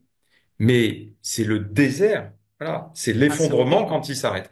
Alors comme en général, il part en vacances, il part à l'autre bout de la Terre la semaine d'après, on sait très bien qu'il va remonter. Mais il a Hmm. besoin qu'on le rassure là-dessus. Donc ça, c'est vraiment, vraiment très important de Ouais. comprendre ça. Et on a, et j'insiste aussi, ça c'est vraiment important, on a exactement le même mécanisme les premiers jours de l'arrêt de travail. C'est-à-dire On est quand on d'accord. arrête quelqu'un et qu'on lui Hmm. dit, bon, il faut absolument vous arrêter. Là, vous êtes au bout de votre vie, Hmm. c'est plus possible, il faut vous arrêter. Alors, on négocie parce que on laisse souvent un petit temps de réflexion au patient et il nous rappelle quelques jours après. Hmm. Et on lui dit, mais c'est indispensable. Et le patient, une semaine après, vous envoie un mail, il lui dit, mais attendez, c'est la descente aux enfers. C'est l'expression qu'ils emploient le plus souvent. C'est la descente aux Hmm. enfers. Et oui, c'est normal, puisque vous avez fermé les vannes. Hmm. Donc, tout s'est arrêté. Vous voyez? Donc ça, c'est important de le savoir.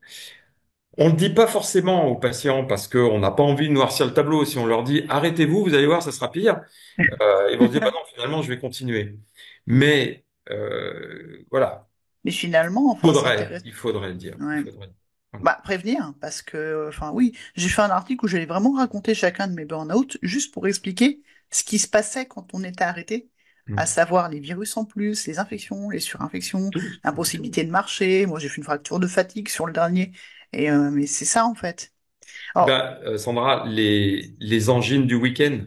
oui. Ah ben, le pire, c'est que ces personnes sont tellement perfectionnistes et surinvesties qu'ils sont tout fiers d'être malades que le week-end et en vacances, en mode, je suis Exactement, un bon petit exactement. soldat. Mais c'est pas drôle, en fait. Mais non, c'est alors les vacances au ski, ça s'est bien passé. Ah ben non, je suis pas sorti, j'ai pas skié, j'étais malade toutes les vacances. Ouais, voilà. Mais heureusement, lundi, je serai en forme. Ouais, mais c'est Et c'est c'est tellement exactement triste. ça. Ben C'est oui, tellement mais triste. voilà. Après, quand on leur explique le pourquoi du comment, ça va mieux. Alors ça, c'est sur le temps court du week-end et des vacances. Alors moi, j'ai écrit un livre qui actualise le burn-out à la lumière de la théorie polyvagale de Stéphane Porges. Donc sans forcément parler de la nouvelle branche du nerf vague qui sert à coopérer et à socialiser, est-ce qu'on peut dire que finalement, ce fameux basculement, c'est précisément le passage où on est à fond dans l'orthosympathique, mais on passe finalement dans la décompensation en parasympathique, donc ici vagal dorsale, l'ancienne branche, parce que bon, on n'a plus de choix que de s'arrêter et que finalement c'est un mécanisme de survie le burn-out au final. Alors, s'il vous tue pas, il vous sauve. Ouais, exactement. C'est très fort comme phrase. C'est exactement ça. S'il vous tue pas, il vous sauve. À une époque, je faisais des conférences que je terminais par I love Burnout. Vous savez, avec le logo I Hmm. love New York, là. Oui. Et c'était terrible parce que c'était pour des coachs, pour des psychologues du travail. Et à la fin, il y a toujours le temps d'échange. Il y a des gens qui prenaient le micro et qui pleuraient, qui disaient, bah, en fait, vous avez raconté ma vie. Parce que effectivement, aujourd'hui, je peux dire que ce burn-out m'a sauvé la vie. Il m'a fait comprendre que j'étais pas à ma place. Et aujourd'hui, j'ai une vie qui me va. Hmm. Sauf qu'il faut pas oublier les souffrances par lesquelles on passe, puisque vous les connaissez, hein, les Hmm. souffrances Hmm. par lesquelles on passe. Alors comme je dis aussi, hein, le burn-out, c'est un accouchement. Voilà, il n'y a pas d'accouchement indolore, sauf si vous faites une péridurale, mais un accouchement, normalement, c'est douloureux. Et pour accoucher de la nouvelle personne, eh ben, il faut en baver. Et le burn-out va vous permettre d'accoucher de vous-même, puisque normalement, vous allez plus vers vous-même. Hmm. Alors oui, effectivement, pour revenir à votre question, c'est ça. C'est le moment où l'orthosympathique ne peut plus. Mm. Donc, on voit bien de façon qu'il peut plus, parce que quand on regarde les courbes de adrénaline, noradrénaline, ça s'écroule. Oui, Et à ce moment-là, comme derrière, il y a le cortisol qui finit par s'écrouler, il n'y a pas d'autre choix que laisser la main au parasympathique. Donc oui, exactement. effectivement, c'est ça. C'est le basculement même à ce niveau-là. Oui. Et c'est le s'autoriser à. Moi, j'aime bien dire, là, c'est le mode chat. Tu te reposes et c'est tout. Mm. Mais c'est aussi pour ça qu'avoir des chats, c'est très bien, Oui. parce que le chat, vous, quelque part, il vous imprègne de son calme, de sa sérénité, Mm. et il vous oblige, en plus, si vous avez un chat, vous voulez pas le déranger. Et moi, j'adore, j'ai deux chats, hein, j'adore travailler Moi aussi. avec elles, parce que du coup, tous les gestes sont plus calmes, sont plus lents, Oui. le ton de la voix est plus calme, et oui, voilà, il nous montre l'exemple, Hier, j'ai effectivement. fini un peu tard parce que j'ai écrit une newsletter et j'ai moi la chatte qui est venue se mettre sur mes mains en mode arrête. C'est plus l'heure. Alors, qu'est-ce qu'on fait concrètement pour prendre en charge le burn-out et quel est le rôle spécifique du médecin dans cette prise en charge? Alors moi, j'ai entendu des endocrinologues dire qu'ils pouvaient guérir le burn-out en 3 jours. Je vais pas citer de nom, mais est-ce que c'est vraiment le propos en fait d'accompagner le burn-out? Parce que on va compenser la chute de cortisol et pas que. Il y a aussi la DHA, la dopamine, souvent la sérotonine, le GABA, mais on a besoin d'un espace-temps pour récupérer. Enfin, Ouais, l'idée, bah, c'est bien pas de sûr. repartir en selle trop vite. C'est pas, Bien sûr, ouais, ouais. ouais, Alors, le processus, c'est quoi? C'est que ben déjà, vous allez voir votre médecin, oui, et la première chose que va faire le médecin, ça vous paraît paradoxal, mais c'est d'éliminer le reste. C'est de oui, chercher ce qui n'est pas un burn-out. Pourquoi? mm, Parce que si vous avez une anémie très sévère, mm, ça ressemble à un burn-out. Vous avez une hypothyroïdie, burn-out. Une tumeur cérébrale au début, ça peut ressembler à ça, hein. ah oui, Fatigue, trouble de l'humeur, troubles cognitifs. Moi, je me souviens d'un patient qui a trompé tout son monde, hein, parce qu'on se disait, tiens, bon, il est peut-être dépression, peut-être burn-out. En fait, il avait une tumeur cérébrale. ah, Donc, c'est la première chose qu'on fait. ok, Après, une fois qu'on a identifié le burn-out, qu'on dit, OK, voilà, là, c'est un burn-out, ce qui est important, c'est d'expliquer au patient, bien sûr, qu'il fait un burn-out, mais de dire où il en est, à quel mm, stade il en est. Et j'en reviens à ma fameuse classification en 5 phases. oui, C'est que la plupart du temps, les personnes, on les voit au stade de basculement. mm, Au moment où les symptômes sont revenus, hein, puisque en résistance, il n'y a pas de symptômes, ou très peu. oui, Basculement, ça revient. Donc, ils vont consulter, là. oui, Et ils vous disent, ah, mais je comprends pas, je suis plus efficace. Et c'est là qu'on leur dit, regardez où vous en êtes. Vous voyez, vous êtes au milieu du gué. oui, Rien n'est perdu. Par contre, si vous continuez, là, vous allez vous faire emporter par les eaux. Voilà. Donc ça, c'est important. Si le patient n'arrive pas à se retrouver dans le tableau que vous faites, mm. il va pas adhérer, il va partir.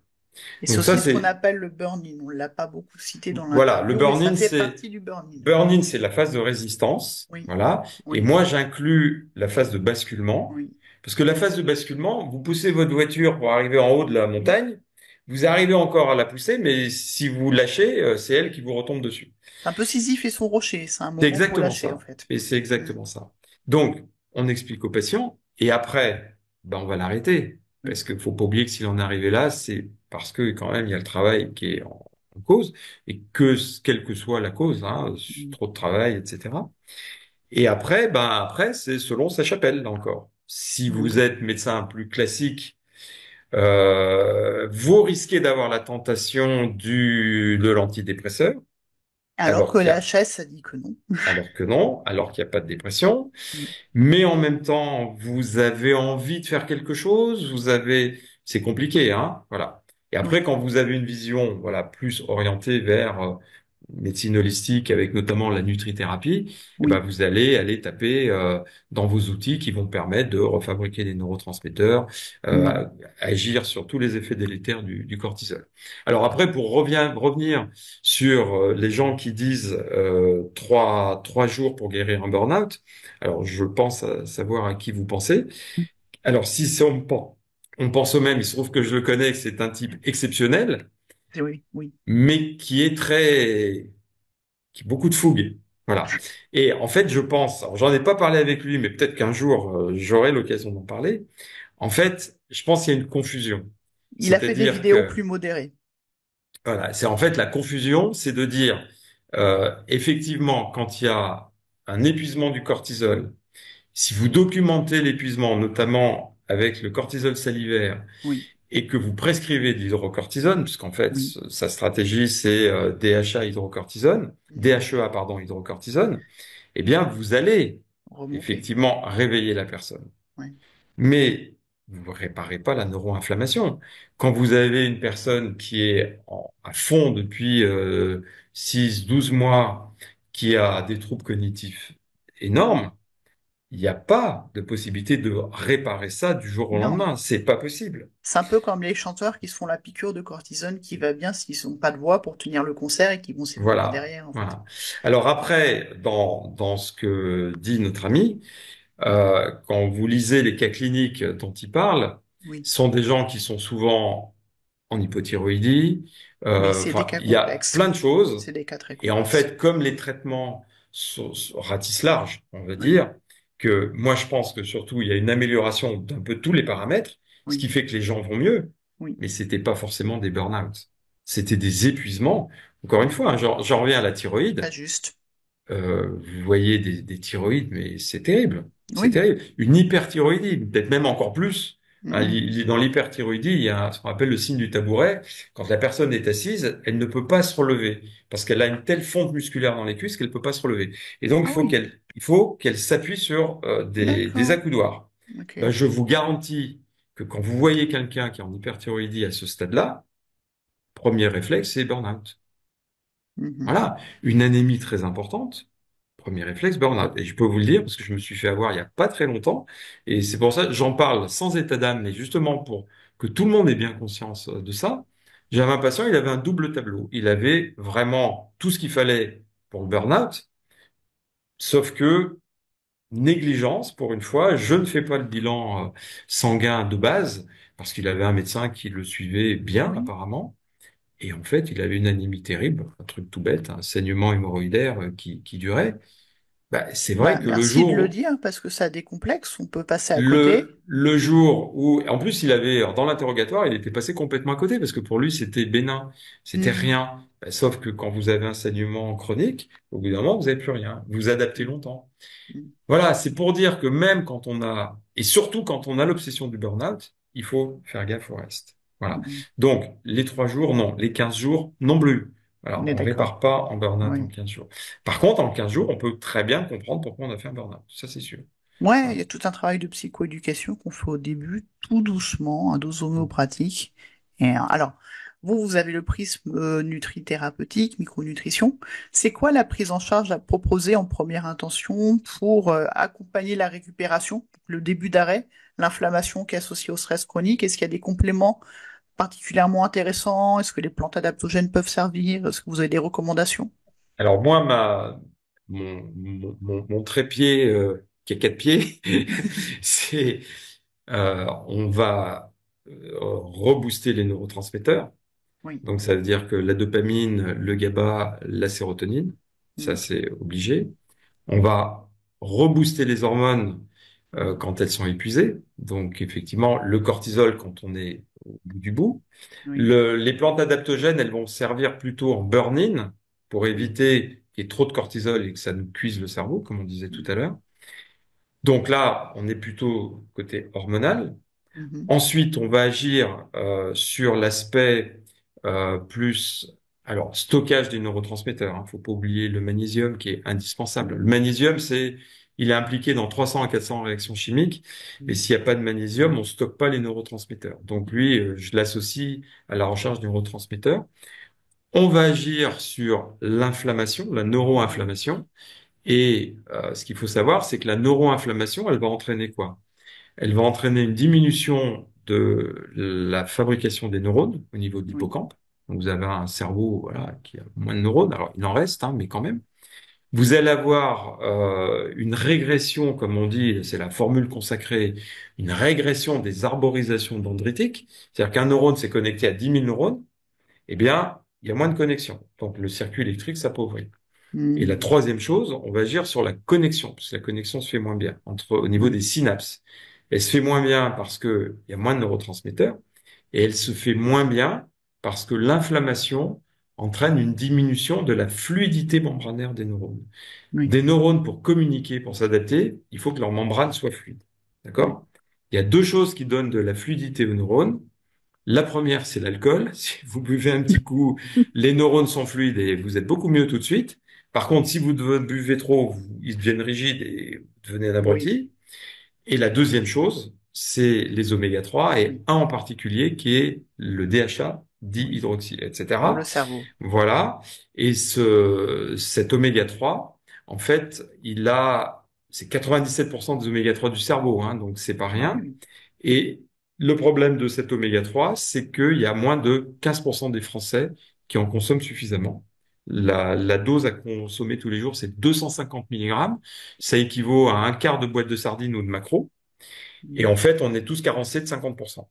Il y a exactement 14% des Français qui en consomment suffisamment. Donc ça, on va apporter ce DHA, c'est indispensable. Alors la oui, moindre des choses qu'on va faire, c'est apporter le minimum syndical, donc les oui, 250 milligrammes. En général, c'est le dosage des oméga 3, du DHA, végétal ou animal. Il vaut mieux le végétal parce qu'il est plus biodisponible, mhm, puis il est plus éthique. C'est une algue, hein, c'est le schizochytrium.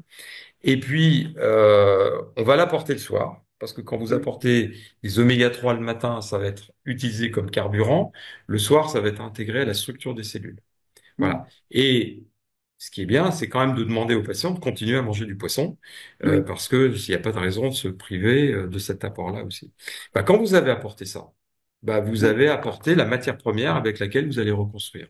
Et après, bah, il y d'accord. a tout le reste. Il y a le Mhm, travail psy, il y a le travail du coach, il y a le travail du nutritionniste, hein. On va oui, privilégier des petits déjeuners protéinés, là aussi pour apporter la tyrosine. mhm, C'est important pour éviter les pics d'hypoglycémie dans la matinée. On va parler de coaching sportif en douceur, on va parler de yoga, de sophro, de méditation, de neurofeedback. Enfin voilà, après, on est plein à se donner la main hein, pour que les gens aient mieux, parce qu'il y a personne qui détient le secret. Il y a personne qui ouais, peut dire, il y a mhm, personne qui peut dire, voilà, moi, docteur Leuchémien, je vais vous soigner. Non, oui, je vais être un rouage du mhm, processus, mais ouais, je vais vous envoyer chez un tel, un tel, un tel. oui, Alors, encore plus vrai quand il y a des histoires de harcèlement où il y a oui. des traumas à nettoyer. Voilà. Oui. Bah justement, et c'est pour ça que j'aime beaucoup votre vision en tant que médecin, d'ouvrir autant la perspective. Moi, j'ai longtemps enseigné une lecture qui était uniquement physiologique, physiologie du stress, physiologie du burn-out, prise en charge avec du repos et des compléments alimentaires. Mais finalement, alors ça fait sens, mais ça va pas forcément éviter les rechutes. Notamment si on regarde le travail de Sabine Bataille du côté sociologique avec les profils à burn-out, si on regarde la psychologie, le coaching, alors tout ce qui est message contraignant, limite, estime de soi, juste le droit de dire non. Moi, je ne Mm. l'avais pas du tout. Donc finalement, c'est quoi l'équipe idéale pour accompagner une personne en burn-out? Alors, bah, le médecin, il est quand même incontournable.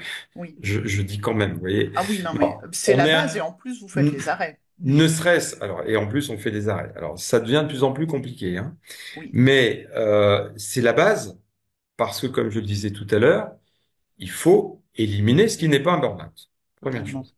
La deuxième chose, c'est que le diagnostic de burn-out, en fait, il y a que le médecin qui a le droit de le poser. Mm. Alors, je ne vais pas dire ce que je ne veux pas dire, c'est-à-dire, vous êtes tout à fait capable de poser un diagnostic de burn-out. Oui. Le problème, c'est que quand vous posez un diagnostic de burn-out, on risque de vous dire, mais vous prenez pour qui? Mm. Vous êtes coach, vous êtes psychologue, vous êtes nutritionniste, vous n'êtes pas médecin. Mm. C'est pour ça qu'on est obligé d'être tous ensemble. Oui. Vous voyez? Mm. Et même si souvent, et j'ai un exemple très précis d'une personne que je connais qui est coach, qui bossait intervenait dans une grosse boîte du CAC 40 et qui accompagne une personne et qui dit à la DRH, mais attendez, là, on n'est pas du tout dans la problématique qui relève du coach, on est dans un cas de burn-out. Et Oui. la DRH lui a dit, mais vous prenez pour qui? Vous n'êtes pas médecin. Mm. Sauf qu'elle a semé une graine, et effectivement, grâce à elle, cette personne a Et été aller voir son sauvée. médecin. Voilà.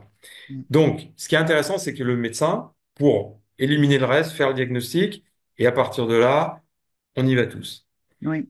Derrière, donc, le psychologue va être important parce que, bah, il y a tout le côté traumatisme. Il y a oui, le côté blessure narcissique. Hein. Faut pas oublier que la personne qui fait un burn-out, elle se dit je suis nul.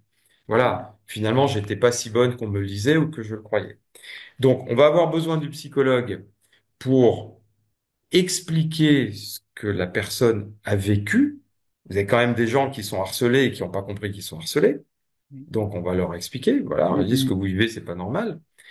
On va aussi leur expliquer pourquoi ils ont accepté l'inacceptable. oui. Il y a ça, hein. Mais il y a un Vous vrai travail voyez, sur la personne. Enfin, c'est, vous voyez des personnes qui ont été des enfants battus oui, lorsqu'ils sont à l'âge adulte et qu'ils ont une hiérarchie maltraitante. Bah, c'est leur cam, hein, ils ont toujours connu ça. Donc ça les perturbe pas plus que ça. la suradaptation est un Voilà. mécanisme adaptatif. Et ça c'est vraiment le travail du psychologue Mm, qui va mettre tout ça en lumière. Le coach, il va intervenir avant. Le coach, il peut intervenir quand la personne déjà sent qu'elle va pas bien. Donc avant de craquer, parce que le coach, mm, ça va être l'aiguillon qui va dire, mais dis mm, donc, moi ce que j'entends. Et c'est mm, ça qui est intéressant, c'est que comme les coachs vont intervenir en dehors de tout contexte pathologique, mm, on va les faire intervenir dans une boîte pour aider une équipe, une personne, ils oui, vont pouvoir déjà servir en fait de lui permettre oui, d'éveiller la conscience. Et mm, après, bien évidemment, on va avoir besoin d'eux dès qu'on va revenir dans l'analyse du travail, parce oui, que finalement, c'est les mieux placés pour faire le lien entre le patient, oui, ce qui s'est passé et le travail, encore plus quand il est question de retourner au travail. Voilà. exactement. Donc l'équipe, elle est, voilà, ça c'est les trois piliers. Mais après, bah, il y a tout ce qui vient se greffer, hein. Euh, je parlais de neurofeedback, par exemple, c'est une technique que moi je conseille de plus en plus. Mais voilà, mais ça fait partie des outils de l'hypnose. Alors moi, je suis un grand fan de MDR pour aller nettoyer un petit peu le passé. J'ai fait, c'est très Euh, bien. et voilà, donc il y a plein de choses comme ça qui Mm. sont utiles. Alors le MDR, c'est vrai que c'est souvent les psychologues. Ah, j'ai fait une thérapie par la musique, Et ben, l'hyperion, voilà, sur la suractivation. C'était voilà. intéressant. Musique égale stimulation de la dopamine, Oui. quelle que soit la musique. Mm. Donc c'est intéressant. Qu'est-ce que vous pensez des personnes qui ont fait un burn-out et qui, suite à ça, s'orientent vers l'accompagnement du burn-out? Ce serait quoi le kit de connaissances minimal pour que ces personnes-là n'aient pas projeté leur burn-out sur leurs clients et puissent proposer une prise en charge qui soit adaptée, individualisée et avec les bons intervenants au final? Bon, je vous vois venir parce qu'en fait, c'est vrai que je vois passer beaucoup de choses sur LinkedIn. Oui, Où en gros, la question derrière, c'est est-ce que parce qu'on a fait un burn-out, on est légitime pour s'occuper de burn-out? c'est ça. Je vois Alors, passer des choses assez simplifiées voilà. parfois. Donc, la réponse, c'est non. Le burn-out ne donne pas la légitimité pour s'occuper de burn-out, Hmm, mais par contre, ça va être un atout extraordinaire. À d'accord. partir du moment où vous avez vécu un burn-out dans vos tripes, Hmm, où vous avez travaillé dessus, oui, que vous êtes capable de vous souvenir lucidement, objectivement de tout ce que vous avez vécu avant, de hmm, pourquoi vous avez craqué, de ce qui s'est passé pendant et du chemin pour aller vers la guérison, hmm, vous imaginez bien que le jour où vous avez un patient ou un client, hein, quand on est coach, qui fait un burn-out, mais vous oui, avez 10 longueurs d'avance hmm, par rapport à celui qui a qu'une connaissance théorique. exactement. Il va y avoir un quelque chose qui est un gros plus. Oui, Et puis surtout, il y a un argument très important, c'est que quand vous allez dire, si vous osez le dire, et moi je dis qu'il faut oser, vous allez dire à votre client, bah écoutez, je peux vous dire, vous allez vous en sortir, et j'en suis un très bon exemple puisque moi j'en ai oui, vécu un, deux, hmm. trois. Je peux vous dire que Ça le rassure. patient, c'est exactement comme les cancers. La Oui, meilleure chose qu'on puisse dire à quelqu'un qui a un cancer, allez voir c'est, les OK, associations. j'ai eu le même cancer que toi, Ouais. j'en ai bavé, mais Hmm, regarde, je suis toujours là. Et ouais, ça, c'est juste ouais. extraordinaire. Voilà. Donc ça, c'est vraiment très, très important. Hmm, Donc, après, le kit minimal, est-ce qu'il faut faire des formations? Voilà, après, c'est sans fin parce qu'il y a tellement de choses qui se font que oui, ben, hmm. on gagne toujours à se former, à être curieux. Oui, Ce que, pour moi, le plus important, c'est de connaître sa limite. C'est ouais, on est savoir, d'accord. c'est pas de connaître, d'étendre sa compétence, c'est de savoir jusqu'où on est bon et ce Oui, pourquoi on est bon. Voilà, moi je suis pas psychologue, je suis pas coach, Mm, mais ce que je sais faire, j'essaye de le faire le mieux possible. Et mm, après, c'est un bonheur de dire à un patient, alors attendez, là je vais vous envoyer chez un psy pour mm, votre problématique à vous, il est ou elle est génial. Le coach, c'est pareil. Voilà, maintenant je travaille avec des gens qui font de neurofeedback, dont certains qui sont très oui. pointus sur le HPI, THPI. Et ben voilà, Intéressant. c'est génial. Ouais. C'est génial. Et sur le TSA et TDH. Donc c'est vraiment génial. Et en fait, plus on va rester dans son domaine de compétences, plus on va être crédible et on Mm, va valoriser ce que les autres vont faire après. mm, C'est ça qui est important. On ouais. ne perd pas en légitimité, en crédibilité à confier ses patients ou ses clients À à des savoir quand gens, passer la main. à des gens qui sont experts dans leur domaine. Au contraire, on vous Oui. en remerciera toujours. Je Toujours. vous rejoins Voilà. totalement. Et j'avais interviewé le professeur Ledose, lui qui intervient sur le trauma, sur le système nerveux dérégulé. Et donc, j'expliquais par rapport aux personnes formées à la théorie polyvagale, on va détecter qu'il y a un déséquilibre, une suradaptation, une dissociation, un trauma. Mais on ne peut pas faire plus que de la psychoéducation parce qu'on n'est pas thérapeute. Et c'est savoir quand passer la main. Et c'est ça qui est bien, c'est qu'on soit super au clair sur nos terrains de jeu respectifs et qu'on joue ensemble. Et ça ne vous enlève rien. C'est ça qu'il faut Bien au voir. contraire. Moi, quand j'envoie à des confrères ou effectivement d'autres correspondants, comme je disais, mais j'ai pas l'impression que les patients ne m'aiment plus ou décrédibilisent ou dévalorisent ce que je fais. C'est l'inverse. Oui. Parce qu'après, Mhm. quand ils vous envoient un mail en disant, ah, mais oui, il ou Oui. elle est génial, mais qu'est-ce que je suis content, merci. Mm. Vous dites, oh, c'est super, j'ai fait mon job, quoi. Oui, puis le médecin généraliste a un temps limité dans ses consultations, et, il peut pas faire tout le travail d'éducation. Alors j'aime beaucoup l'idée de que vous ayez un support pour vos consultations, mais tous ne peuvent pas faire ça. Alors moi, j'ai des consultations très longues, donc je peux me Oui. permettre. Mm. Mais un généraliste, il peut pas. On est d'accord. Mais c'est aussi intéressant, cette Mm. complicité entre le généraliste, le médecin du travail, Mhm. le médecin, voilà, des médecins comme moi, le psychiatre, parce qu'il faut pas Oui. oublier qu'on a besoin d'eux, hein. Pas tout le temps, mais dans certaines situations, on a vraiment besoin d'eux. Et puis les médecins conseils. Vous avez des médecins Oui. conseils qui jouent le jeu et qui ont presque une vraie action thérapeutique. Voilà, quand j'ai des Mm. discussions avec certains, je leur explique, alors ils sont un peu étonnés. C'est quoi la différence Mais entre un médecin conseil et un médecin qui fait de la vulgarisation comme vous? alors non, médecin conseil, pardon. Médecin conseil, c'est le titre des médecins de la sécurité sociale Ah d'accord, j'ignorais. qui contrôlent. Voilà, le médecin Ok. conseil, quand vous faites un burn-out, bah, au bout de 6 mois, vous allez, normalement, vous avez plus d'indemnité journalière, sauf Oui. si vous passez en affection longue durée. Mm, Donc le mm. burn-out, en l'occurrence, ça fait partie. Et Oui. à ce moment-là, c'est un médecin conseil qui Ok. va voilà, D'accord. entériner la chose. Donc le Ok. médecin conseil, il est là pour d'une part voir si le patient effectivement est bien dans les clous, mais il est surtout là aussi pour voir si le médecin est bien dans les clous. Voilà. Oui, je vois. Et en fait, ils sont là pour nous contrôler. Et en fait, ça peut être de très bons alliés Mm, parce que à un moment donné, ils peuvent un peu entre guillemets taper du poing sur la table. Et le mm. patient qui avait tendance, parce qu'il avait un peu peur de retourner au travail, alors que objectivement les choses étaient plutôt bien embarquées, le médecin conseil va être un petit peu l'aiguillon qui va un peu forcer le destin. Et on peut travailler tous en bonne intelligence, hein. Ça peut être vraiment très très bien. Du coup, c'est un peu le côté sécurité sociale de ce qu'on a en médecine du travail finalement, Le médecin du travail, il fait l'interface entre le patient et et l'entreprise. l'entreprise. Ouais. Le médecin conseil, il fait l'interface entre le patient, le médecin généraliste et le médecin du travail. Ah, merci, j'avais pas identifié du tout ce. Médecin conseil, lui, D'accord. il met pas le nez dans l'entreprise. En Oui. gros, il va mandater le médecin du travail. Ok. Quand vous avez un patient où bon, ça traîne un peu, Hmm. le médecin conseil va demander son avis au médecin du travail, parce que le D'accord. médecin du travail, comme il connaît les conditions de travail, va pouvoir dire, Oui. OK, ce patient, on peut le faire reprendre, moyennant quelques adaptations. Oui. Voilà.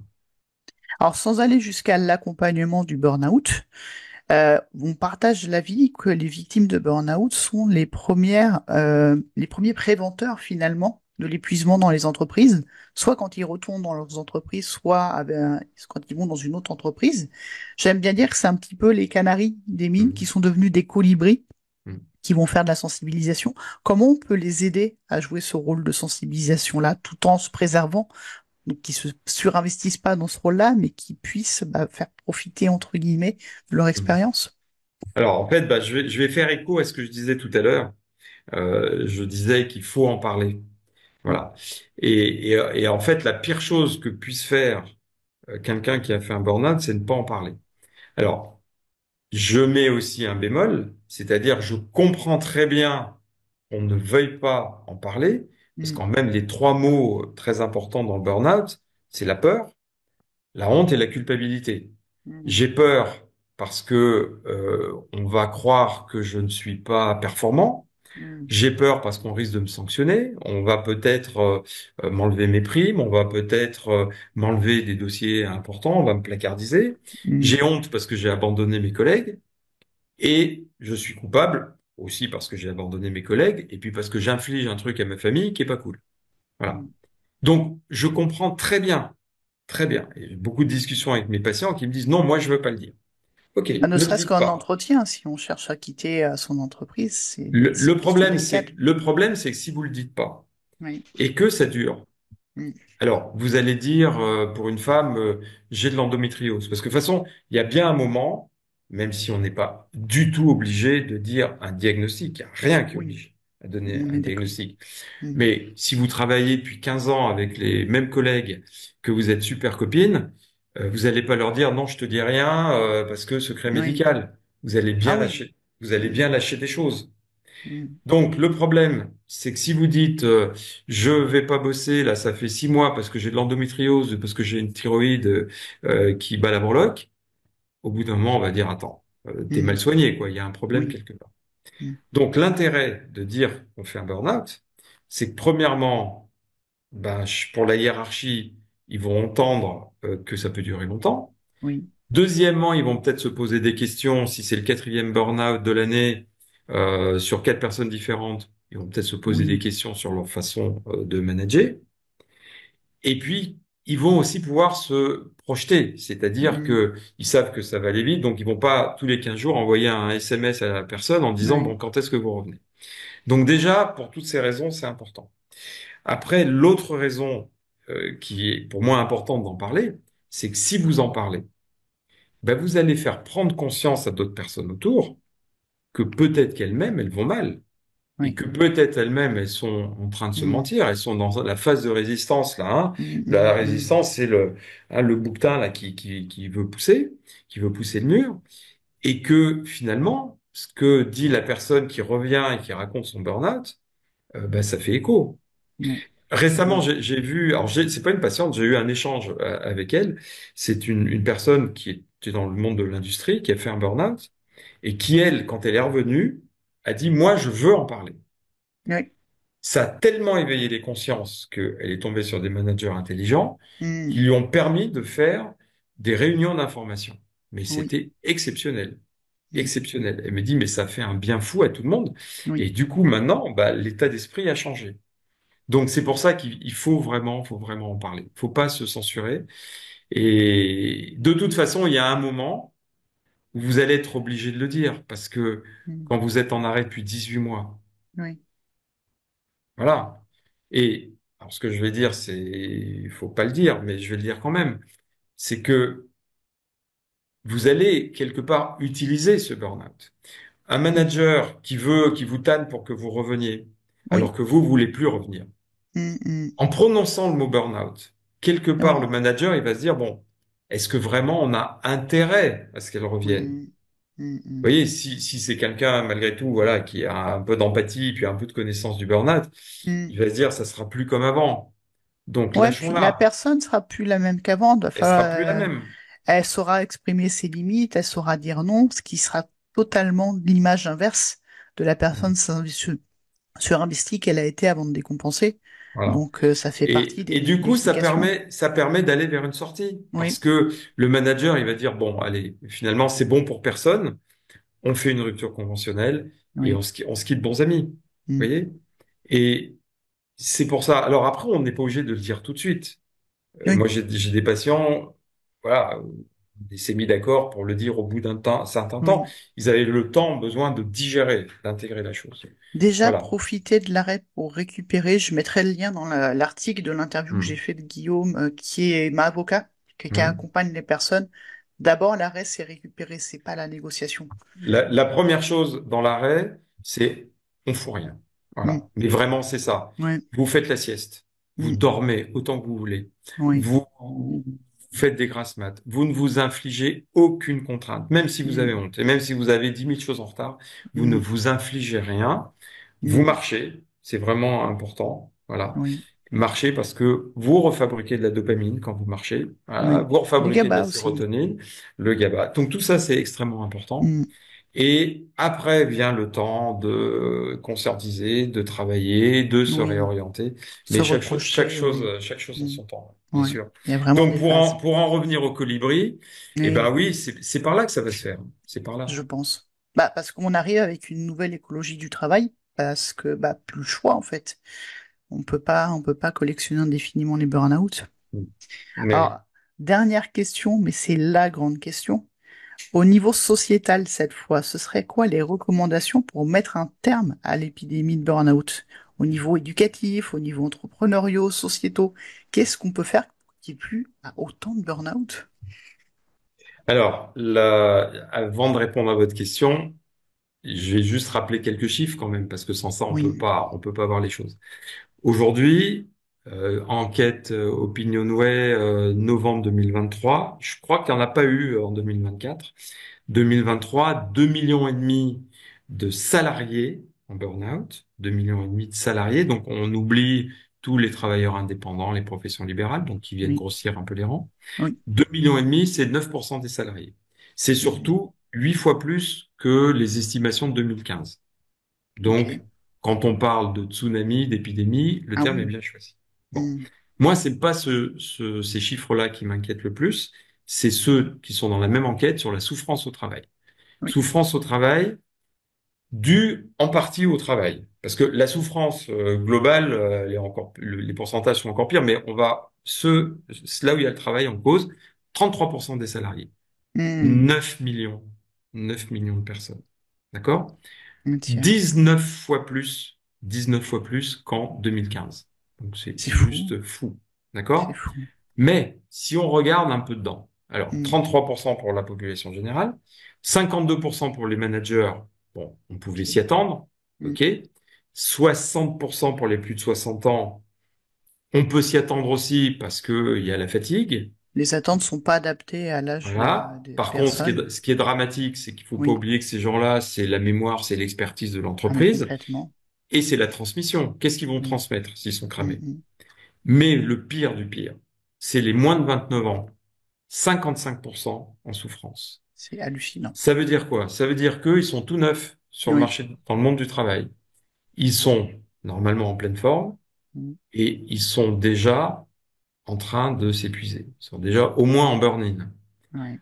Donc déjà, c'est pas terrible, mais faut pas oublier une chose. Ils ont encore 30 à 35 ans de boulot à Et faire. encore, peut-être qu'on n'aura jamais de retraite sur une Voilà. génération. Donc, ils Et vont oui, arriver dans quel état?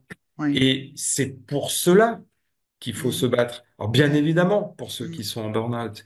Mais les 33%, là, les 9 millions, ils sont au bord de la falaise. Mhm. Mhm. Et si ceux-là, on fait rien, eh bien, l'an prochain, ça sera 3 millions, 4 millions, 5 millions. Parce qu'il Oui. n'y a rien qui s'arrange. Alors, pour répondre à la question, qu'est-ce qu'il faut faire? Moi, ma formule, elle est vraiment simple, elle est très bateau.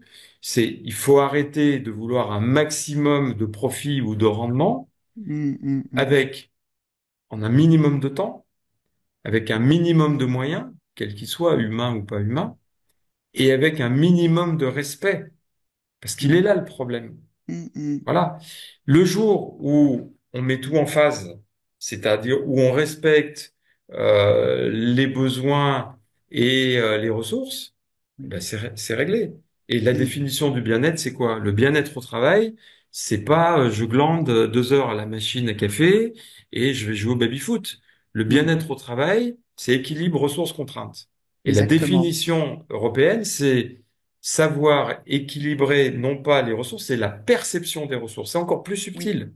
la perception des ressources et des contraintes. mm, Donc, quand une entreprise a ce souci d'équilibrer, elle introduit du bien-être. oui, Et comment on va décider, les dirigeants à ouvrir les yeux un peu plus qu'ils font aujourd'hui, c'est quand on va leur rappeler les chiffres qu'on a, ça fait un petit moment, hein, ça fait mm, 25 ans, 30 ans qu'il y a des études, que dès que vous commencez à enlever de la pression, vous incorporez du bien-être, vous respectez cet équilibre, contraintes, et ressources, vous réduisez, l'absentéisme de 150%, énorme. vous réduisez les arrêts maladie de 50%, donc vous Mm, réduisez stress sur stress, etc. Vous augmentez la loyauté vis-à-vis de l'entreprise, donc on va dire la fidélité de 150%, vous mm, augmentez la créativité de 55%, mm, et vous augmentez, ça c'est l'argument, phare pour les dirigeants, il faut qu'ils l'entendent, étude qui a été faite à Harvard, vous augmentez la productivité de 31%.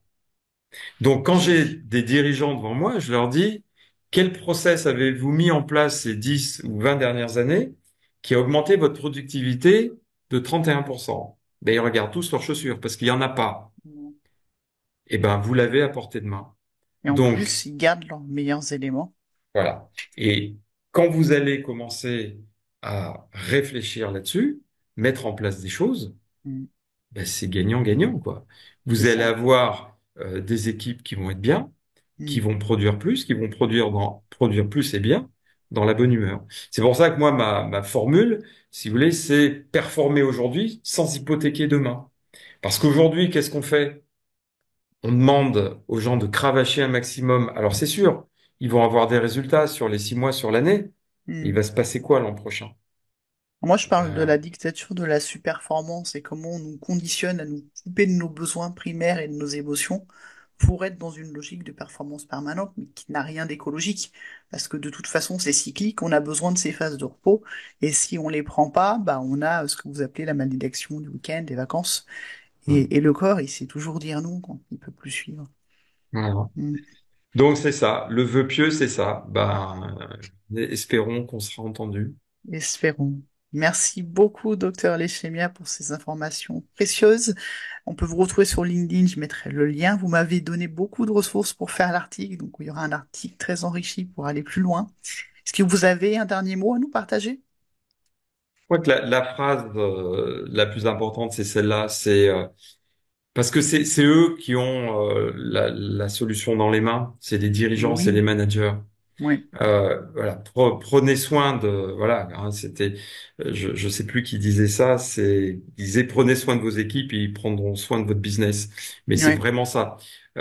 C'était le patron de Virgin, voilà, qui disait ça. Hmm, Et en fait, c'est vrai. oui, Et en fait, on a tous à y gagner. Voilà, les seuls qui oui. perdront, c'est les médecins qui soignent le burn-out, mais c'est pas grave. C'est pas grave. On se Oui. débrouillera. Mais Il y aura toujours des pathologies à c'est guérir. vraiment important. C'est vraiment important. Oui, En fait, on a la réponse, on a la hmm, solution à portée de main. Vous oui. voyez? Et voilà. Mais sauf que, bah, c'est pas gagné, quoi. Et ça joue aussi sur le futur et notamment le chiffre alarmant que vous donniez chez les jeunes. Là, j'intervenais en janvier sur le burn-out parental. Et finalement, quand on explique les mécanismes du burn-out à des parents, ils vont faire en sorte de ne pas reproduire ces messages contraignants à leurs enfants. On va parler consentement, on va parler limites, on va Mm. parler expression des besoins et des émotions. Et en fait, Canary et Colibri en entreprise, mais aussi dans la cellule familiale, dans le monde éducatif, et enfin, voilà. C'est dommage juste qu'il fasse se cramer les ailes pour faire passer Et le oui, message, mais mais le message est en train de circuler. c'est aussi, montrer l'exemple.